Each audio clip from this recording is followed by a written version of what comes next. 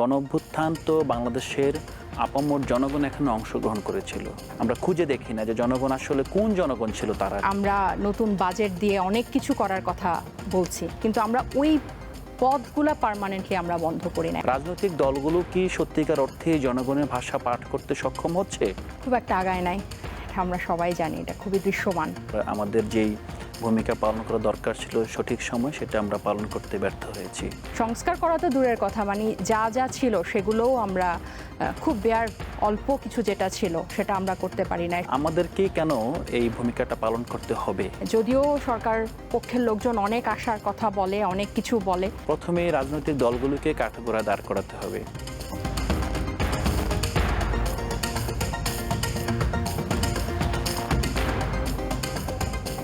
জুলাই গণঅভ্যুত্থানের যে প্রত্যাশা ছিল তা পূরণে কতটা এগোলো দেশ? ধন্যবাদ আপনাকে, আমার সহ আলোচক এবং দর্শক যারা দেখছেন সবাইকে শুভেচ্ছা। খুব একটা আগায় নাই, এটা আমরা সবাই জানি, এটা খুবই দৃশ্যমান। না আগানোর কয়েকটা ভাবে বলা যায় কোন কোন জায়গায় আগায় নাই, কিন্তু যে না আগানোটা সবচেয়ে বেশি দুর্ভাগ্যজনক সেটা আমার কাছে মনে হয় যে আমরা যে গণতান্ত্রিক রূপান্তরের জন্য, মানে স্বৈরশাসকের পতন তো হলো, সবাই মিলে তাকে নামালাম তো, কিন্তু যে কারণে সেই স্বৈরশাসন 17 বছর টিকে ছিল সেটা যাতে আর রিপিট না হয়, এবং সেটাই কিন্তু অনেক বড় প্রত্যাশা ছিল এতগুলো মানুষের জীবনের পরে। সো সেটা আমার কাছে মনে হয় যে আমরা সবচেয়ে বড় আঘাত বা না হওয়া বা প্রত্যাশা অনুযায়ী না হওয়াটা সেই জায়গায় সবচেয়ে বেশি, যে আমরা গণতান্ত্রিক রূপান্তর যে কয়েকটা খুব মিনিমাম বেয়ার মিনিমাম আমরা যেগুলা বেসিক, যে প্রধানমন্ত্রীর ক্ষমতা কমানো, 3টা নির্বাহী, বিচার এবং 3টা বিভাগকে যে আলাদা করা, এই এই এই জিনিসগুলা আমরা স্টাবলিশ করতে পারি নাই। এবং রাষ্ট্রীয় প্রতিষ্ঠানগুলো, বিশেষ করে রাষ্ট্রীয় প্রতিষ্ঠানগুলোকে দলীয়করণ মুক্ত করা, যে আপনি এখনও যদি আমলাতন্ত্রের দিকে তাকান বা সামরিক বেসামরিক যেভাবে ব্যুরোক্রেসির দিকে যদি তাকান, এটা কিন্তু আমাদের এক ধরনের একটা বোঝা, এই যে এগুলো যে মানে যখন যে ক্ষমতায় থাকবে তাকে সার্ভ করা, সেটা জুডিশিয়ারির দিকে তাকান, পুলিশের দিকে তাকান, এবং আমাদের যে এতগুলো টাকা লুট হলো গত 2 দশকে, যে পরিমাণ টাকা বাংলাদেশ থেকে লুট হয়েছে, তো সেটা ফিরায় আনার কথা আমরা বলছি। আমরা নতুন বাজেট দিয়ে অনেক কিছু করার কথা বলছি, কিন্তু আমরা ওই পদগুলা পার্মানেন্টলি আমরা বন্ধ করি নাই। আমরা পুলিশ সংস্কার করতে পারি নাই। সংস্কার করা তো দূরের কথা, মানে যা যা ছিল সেগুলোও আমরা খুব বেয়ার অল্প কিছু যেটা ছিল সেটা আমরা করতে পারি নাই। স্বতন্ত্র একটা সুপ্রিম কোর্ট সচিবালয় হলো, সেটা হলো না, সেটা বাতিল হয়ে গেল।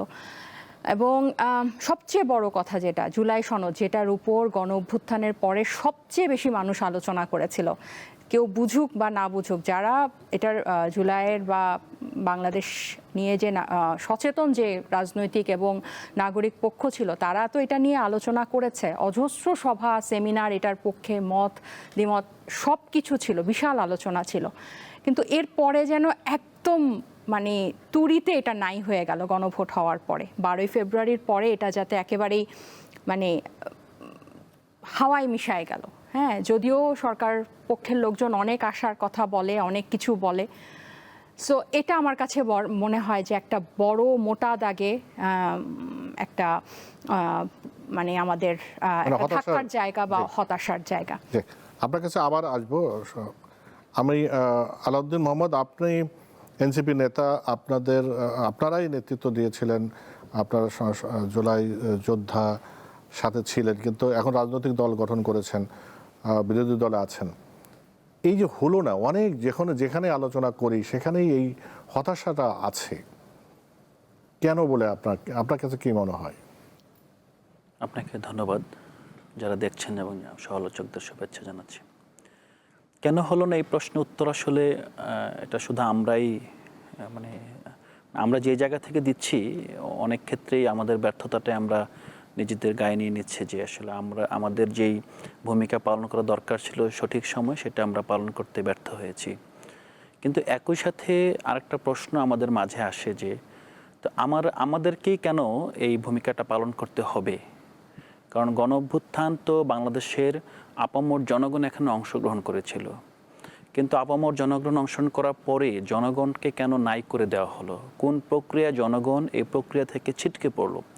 এবং আমরা যে জুলাই সনদ বলছি, আপনার যেই কনসেনসাস কমিশনের মাধ্যমে জুলাই সনদ আসলো, সেখানে কেবল কেন রাজনৈতিক দলগুলোকে নিয়েই এই আলোচনাটা অনুষ্ঠিত হলো? ইতিহাসের কাছে এই প্রশ্নটা থাকবে। এবং এনসিপির গঠনও কিন্তু অনেকটা সেই ধারাবাহিকতাই, যখন রাজনৈতিক দলগুলো সব কিছু ক্যাপচার করলো তখন খুব তড়িঘড়ি করে আমাদেরকে একটি রাজনৈতিক দল গঠন করতে হলো, সেই প্রক্রিয়ার ভিতরে নিজেদেরকে যুক্ত করে প্রক্রিয়াটাকে এগিয়ে নিয়ে যাওয়ার জন্য এবং জনগণের যে আকাঙ্ক্ষা, সেই আকাঙ্ক্ষার ভাষাটা সঠিক জায়গায় স্থাপনের জন্য। তো সেই প্রক্রিয়া আমাদেরকে প্রথমেই রাজনৈতিক দলগুলোকে কাঠগড়ায় দাঁড় করাতে হবে। রাজনৈতিক দলগুলো কেন জনগণের এই যে অংশগ্রহণ, স্বতঃস্ফূর্ত অংশগ্রহণ ছিল গণ অভ্যুত্থানে, সেইটার এজেন্সিটাকে কেন তারা আসলে স্বীকার করে নিল না? এখনও যখন কথা হয়, যখন সংস্কার আলাপ ওঠে, জুলাই সনদের আলাপ ওঠে, গণভোটের ম্যান্ডেটের মাধ্যমে যেই সংবিধান সংস্কার পরিষদের শপথ গ্রহণ করার কথা ছিল, বাধ্যবাধকতা ছিল, যখন তারা এটাকে সামহাও অস্বীকার করে, তখন তারা এটাকে এনসিপি এবং জামাতের এবং অন্তর্বর্তীকালীন সরকারের তখনকার সময়ের ষড়যন্ত্র হিসেবে একটা আখ্যা দেয়। এবং তারা মনে করে যে তাদের যেই কাঙ্ক্ষিত ক্ষমতা, যেটা 5 আগস্টের পরপরই তারা আশা করেছিল, সেই ক্ষমতাটাকে প্রলম্বিত করার প্রক্রিয়া হিসেবে এই সংস্কারের এই আপনার আলাপ আলোচনা এবং এই সময়ক্ষেপণ করা হয়েছে। আদতে কিন্তু তা সত্য নয়। সত্য হলো যে জনগণ এখানে গ্রাফিতিতে দেয়ালে দেয়ালে, তরুণ জনগণ বিশেষ করে, সংস্কারের বার্তা, সংস্কারের আকাঙ্ক্ষা লিখে দিয়েছে। এবং দায়টা আমাদের উপরে বর্তায় যে আমরা এই গণঅভ্যুত্থানের যেই জনগণ, গণঅভ্যুত্থানের যারা মাসল ছিল, সেই অংশটা তারা আসলে কিসের জন্য রাজপথে নেমে এসেছিল। পৃথিবীর খুব কম দেশেই হয় যে জনগণ এইভাবে লিখে প্রকাশ করে যায়। আমরা বারবার কিন্তু বাংলাদেশের জনগণকে দেখবেন যে এই জনগণ এখনও আপনার প্রশিক্ষিত না, জনগণ আপনার রাষ্ট্র বোঝে না। ইভেন আমরা যখন গণভোট বলছি, গণভোট বোঝে না, গণভোটের প্রশ্ন বোঝে না। কিন্তু জনগণ যে আপনার দেয়ালে দেয়ালে যেই আপনার ভাষা দিয়ে গিয়েছে, যে গণঅভ্যুত্থান একটা ভাষার জন্ম দিয়ে গিয়েছে, আমরা কিন্তু সেই জায়গাটায় আমরা খুঁজে দেখি না যে জনগণ আসলে কোন জনগণ ছিল। তারা সেই জনগণরা কি এই দেশের জনগণ? তারা কি এখনো বিদ্যমান আছে? তারা কি হাজির নাজির আছে? আমরা কিন্তু সেই প্রশ্নটা করি না। সো আমাদের এই হতাশার সাথে এটা যুক্ত করতে হবে যে রাজনৈতিক দলগুলো কি সত্যিকার অর্থে জনগণের ভাষা পাঠ করতে সক্ষম হচ্ছে? আমার উত্তর হলো যে পুরনো রাজনৈতিক দলগুলো কালেকটিভলি জনগণের ভাষাটাকে ইগনোর করে যাচ্ছে। এবং রাজনৈতিক দল হিসেবে নতুন যে রাজনৈতিক দল আছে, নতুন রাজনৈতিক দলগুলো তাদের বিভিন্ন অক্ষমতা, সীমাবদ্ধতা এবং যেহেতু রাজনীতি তার নতুন, এখানকার যেই আপনার সেট গেম আছে, সেই গেম বুঝতে বুঝতে তাদের এই সংস্কারের লগ্নটা পার হয়ে গিয়েছে অনেকটাই। এখন তাদেরকে আবার নতুন করে এটা রিইনসিস্ট করতে হচ্ছে। তো সেই জায়গায় আমি বলবো যে সংস্কার না হওয়ার দায় প্রথমত রাজনৈতিক দলের, দ্বিতীয়ত গণঅভ্যুত্থানকারী শক্তি যারা এখন নীরবে এই পুরো পরিস্থিতি পর্যবেক্ষণ করছে, তাদেরও এখানে অনেকটা আছে। কারণ তারা সঠিক সময়ে তারা সঠিক পদক্ষেপ অথবা সঠিক পক্ষকে তারা বেছে নেয় নাই, বরং তারা রাজনীতিবিদদের হাতে অথবা রাজনীতিবিদদের উপর ভরসা করে তাদের উপরেই আপনার পুরো ব্যবস্থাকে মেরামতের দায়ভার তুলে দিয়েছে। তো সেই প্রেক্ষিতে আমরা বলবো ভবিষ্যতে এই অবস্থাকে যদি আমরা উত্তরণ করতে চাই, তাহলে আবার সে জনগণের এজেন্সিটাকে ফিরিয়ে আনতে হবে এবং রাজনৈতিক দল এবং জনগণের মধ্যকার যে দূরত্ব, যার কারণে গণঅভ্যুত্থান সংঘটিত হয়েছিল, সেই দূরত্বটা অদূর ভবিষ্যতে কমিয়ে আনতে হবে।